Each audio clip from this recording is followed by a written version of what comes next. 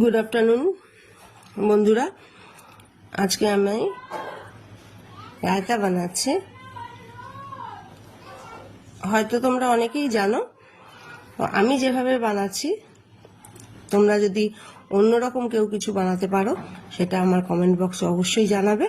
আর আমি বানিয়েছি সেটা দেখতে বা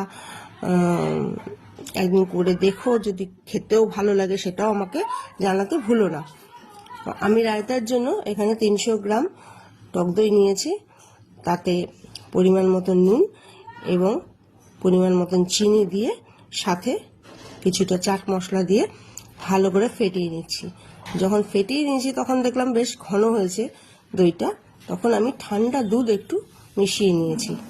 মানে ব্যাটারটা যখন হবে তখন বেশি ঘন না, একটু ঠিক ঘন হওয়ার মতন করে ব্যাটারটা তৈরি করতে হবে।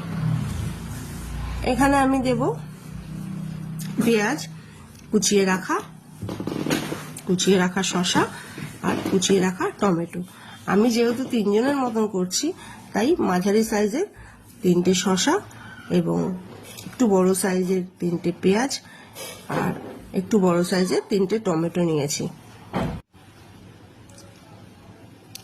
এই যে কুচিয়ে রাখা 3টে বড় পেঁয়াজ এর মধ্যে দিয়ে দিলাম।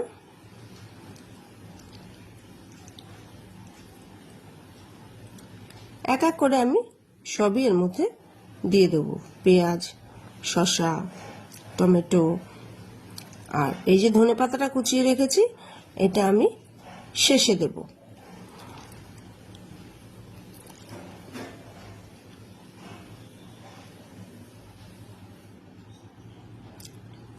শসাগুলো একটু ছোট ছোট করে পাতলা পাতলা করে কেটে নিলে সুন্দর হবে বা সুন্দর লাগবে।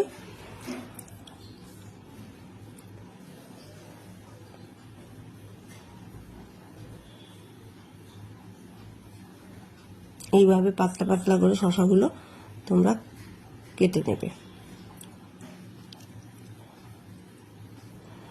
এবার আমি দিচ্ছি টমেটো কুচি।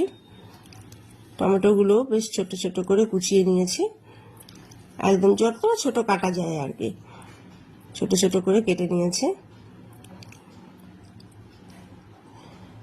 আগেই বলেছি 3টে মাঝারি ধরনের টমেটো আমি নিয়েছি। তোমরা তোমাদের পরিমাণ মতন বানাতে পারো। আমরা 3 জনের জন্য আমি বানিয়েছি, তাই আমি 3টে ছোট ছোট বা মাঝারি ধরনের শসা, টমেটো, পেঁয়াজ এগুলো নিয়েছি। এবার এটাকে ভালো করে মেশাতে হবে, খুব ভালো করে এটাকে মিশিয়ে নিতে হবে।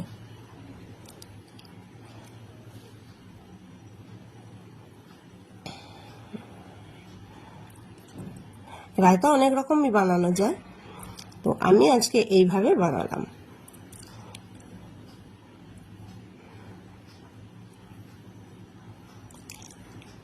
তোমরা কিন্তু অবশ্যই বলবে কেমন হয়েছে, আমার কমেন্ট বক্সে জানাবে এবং নতুন রেসিপি যদি কারোর কাছে কিছু থেকে থাকে আমাকে অবশ্যই জানাবে।